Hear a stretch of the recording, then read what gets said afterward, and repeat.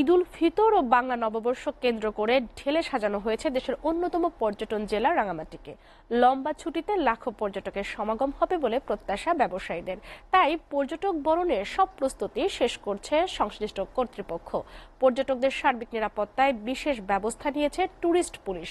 রাঙামাটির প্রতিনিধি মোহাম্মদ সুলাইমানের প্রতিবেদন। পবিত্র ঈদুল ফিতর আর পাহাড়ি জনগোষ্ঠীর বৈশাখী উৎসব একসাথে হওয়ায় এবার উৎসবে উৎসবে মেতে উঠবে পার্বত্য জনপদ। দুই উৎসবের লম্বা ছুটিতে ঢল নামতে পারে পর্যটকের।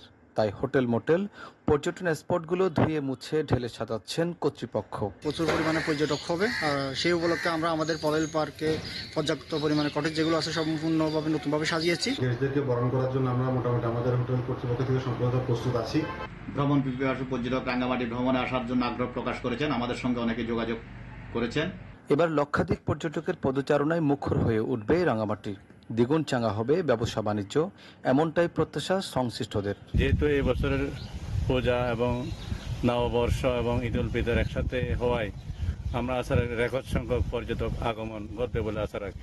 প্রায় 80% বুকিং হয়েছে। আশা রাখছি আরও দু একদিন আমাদের হাতে আছে, 100% বুকিং হয়ে যাবে। পর্যটকদের নিরাপত্তায় ব্যাপক প্রস্তুতির কথা জানালেন ট্যুরিস্ট পুলিশের এই কর্মকর্তা। প্রত্যেকটা টুরিস্ট স্পটে আমাদের স্ট্যাটিক ডিউটি থাকবে। ফুড প্যাট্রোলের মাধ্যমে ডিউটি করবে আমাদের টুরিস্ট পুলিশ পর্যটকদের নিরাপত্তায়।